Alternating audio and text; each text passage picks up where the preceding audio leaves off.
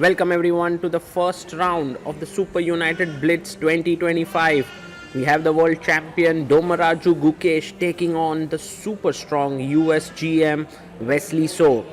Now Gukesh had a wonderful rapid section scoring 14 out of 18. Will he manage to continue his form here is the question. We have a guest of honor who's going to make the first move. That's the very strong women player Natalia Zhukova. She makes 1e4 as her first move, and Gukesh promptly takes the pawn back. Wesley So looks calm.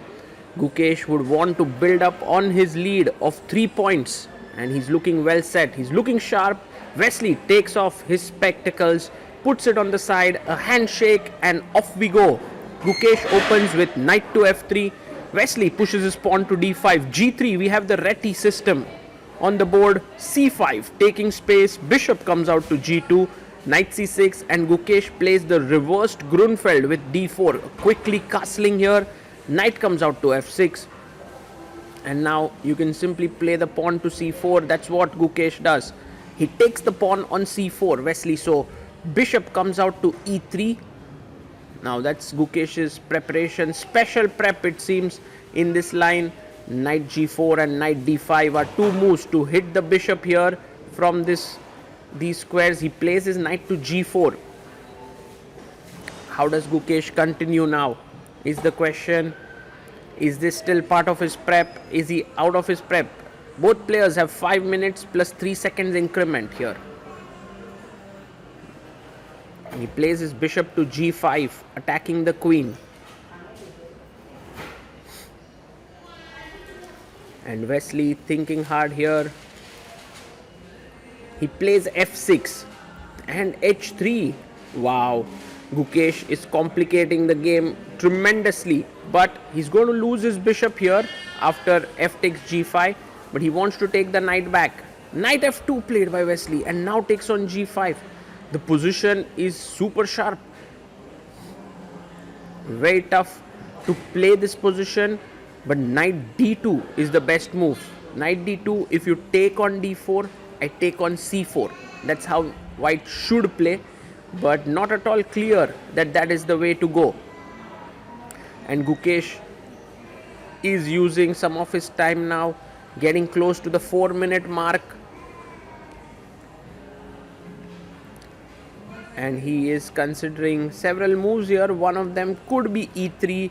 The other is knight a3 to attack here. Even queen a4, not such a silly move. Pinning the knight here on c6, opening up the bishop, threatening knight e5. A very interesting move. And you can see the rook already eyeing on the f file. Cannot let the black king castle. Wow. A long thing for Gukesh. Before he played this move, next move, he had 4 minutes 45 seconds. I wonder what his time would be after this move. He plays queen a4 down to 3 minutes 38 seconds. So he took 1 minute 7 seconds for that move. Takes the pawn on c4. Now Wesley clearly better. One of the nice moves here is bishop d6, attacking the pawn on g3. He takes on d4. I like black's position here. Clearly a lot of things going his way. Bishop d6, if he can castle, he would be like almost close to winning. So knight d2 first, and now he goes bishop e7. But this allows now Gukesh to play knight takes d4, and so maybe it was good to start with rook c8 so that later takes bishop c5 could have come. But knight d4 taken by Gukesh, and now Gukesh is back in the game because the black king cannot castle. There's threat on the e6 pawn. He takes on d4, queen d4 taken, bishop f6, the queen goes to b4 and queen b6, offering a trade of queens. Moving towards equality it seems, because he wants to take, but there is bishop d4 pinning here. Also b2 pawn under pressure, b7 pawn hanging. Many possibilities here. Wesley has 4 minutes 16 seconds. Look at how he's calculating without even looking at the board. And Gukesh must be careful on how he deals with this position. It might look simple on the surface, but it is not.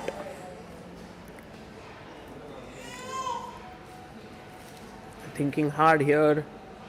Gukesh whether to trade or not, but there is no other way. Yeah, there's absolutely no other way. Bishop d4 is coming, and you have to trade queen. So takes.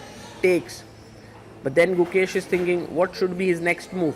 Because now e3 stopping this would allow bishop takes b2. So it's not so clear whether to take or not. I mean, taking is clear, but what to do next is not so clear. And once again a long thing, he takes on b6, ab6 down to 2 minutes 10 seconds. This is what Gukesh had thought of when he took the queen, knight c4. And now his point is, if you go bishop d4, I have e3. And also the b2 pawn is defended. If you go b5, which looks like the most logical move, I jump in with my knight attacking a8 and d7. And if you attack me here, I'll take the bishop. There's no time to play bishop d4, because now after rook d1 takes, I would have two pieces. So all these variations calculated, he does play b5 here, and Gukesh jumps in. Knight b6 is what we thought. Is it all going to unfold here? Important moment in the game for Wesley. His rook is hanging, he needs to defend it. He goes rook to d8, and now knight takes d7, taken by Gukesh. bd4 is definitely possible this time, because the knight on d7 cannot run away easily here. So it's a playable move, but I believe Gukesh, Wesley just takes. Yeah, it's also a fine move. Rook f3. I mean, e3 was quite good defending here, but rook f3 played, so that if you take on b2, he wants to go maybe rook b3, attacking the bishop and the pawn on b5. Gukesh has 2 minutes 5 seconds. Wesley has 3 minutes 21 seconds.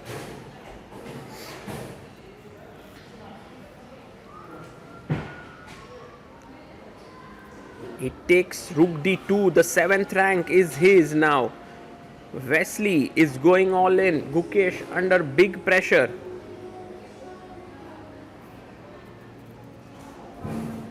I mean, rook b3 makes a lot of sense. He takes on e2. Can we take the pawn on b5? Maybe, but then the check, you have to be a little bit worried. He castles. Wow. Look at this. There's a check coming in. The rook could join into f2. There can be a lot of pressure on the 7th rank. Also, the b2 pawn is under pressure. I think Wesley has given up the idea of defending his b7 pawn. He's like, Gukesh, you can start pushing your pawns if you want. You can make a queen. But I'm coming at your king with my double rooks and the bishop. Wow. And Gukesh doesn't have much time left. Yeah, on the clock. He's down to a minute on the clock. He takes on b7. 1 minute 23 seconds. And now bishop d4 check. Seems like a good plan. Bishop d4 check. Can Wesley So play that? And then what next? Yes, he goes bishop b2.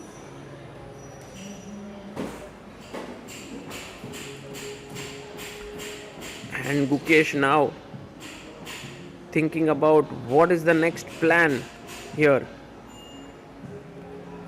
The bishop is attacking the rook.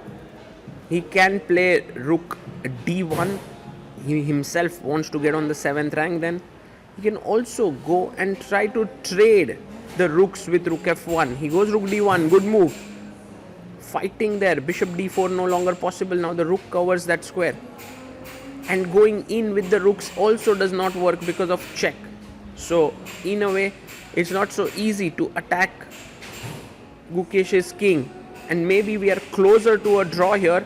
But a simple head count shows that white has 3 pawns and black has 4. So black is a pawn up for now. Wesley now using his time well, going bishop e5. He has 2 minutes 15 seconds. Gukesh has just 56 seconds. The g3 pawn is put under pressure.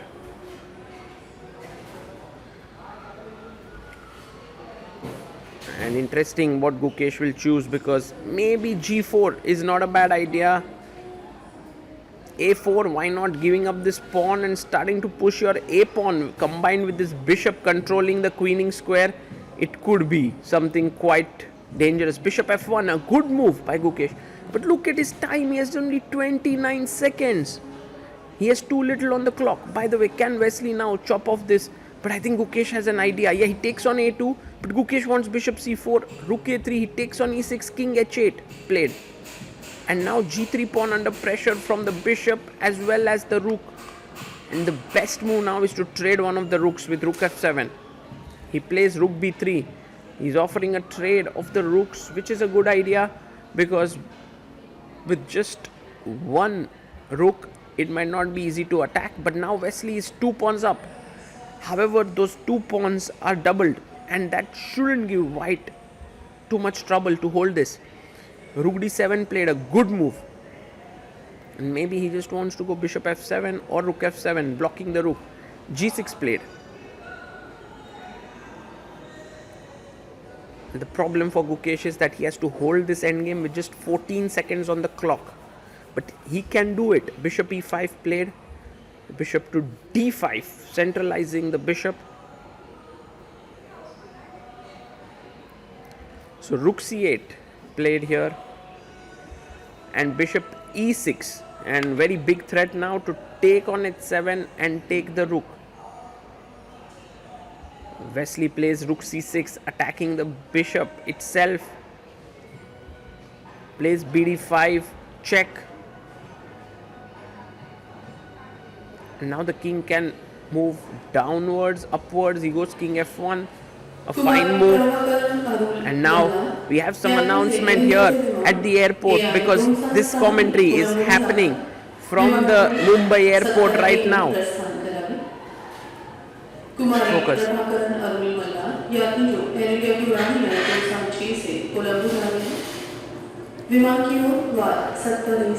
And right now Gukesh is holding on. He has 7 seconds left. He goes bishop e6. Bishop e6 offering a trade of rooks. Is going to work out. He goes rook b2. Bishop d5. Gukesh very sure about his moves now. And Wesley down to 1 minute on the clock. He goes bishop e6 again. He goes rook to e8. Bishop comes back. So Gukesh moving back and forth with his bishop here. Bishop f6 played by Wesley. And now Gukesh goes rook f7. 5 seconds on the clock. This is a lot of pressure for Gukesh. But he's hanging on well. Bishop e7. He goes bishop c6. Rook c8. Doesn't want to go into a rook endgame, does Gukesh? He thinks that keeping the opposite colored bishops is a good thing to do. And Wesley is so smart, taking his time here, which is the right thing to do.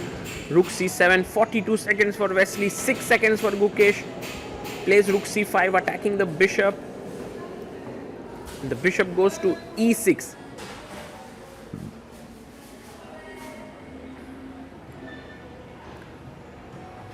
Rook comes back, king moves up. Can Wesley bring his king up to the board? It's not easy. He goes h5, bishop d5. Gukesh has somehow cornered the black king. Check, king goes back.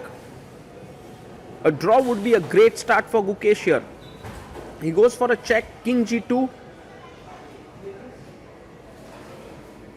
And now the bishop is hanging here on e7. He goes rook e1, bishop to c4, rook e3 played. Wesley is trying hard, he has nothing to lose. Rook f3, don't want to trade rooks. It's interesting how black wants to go into a rook endgame and Gukesh wants to go into a bishop endgame. He goes rook e6, bishop c4, not letting the rook escape. Rook c6 played, bishop b3. The bishop comes to f6, and now finally Wesley is happy because he can get his king into the game, who has been out of action for quite some time. King g7, rook d7 played. And is there a good discovered attack? No, look at how he's protected everything.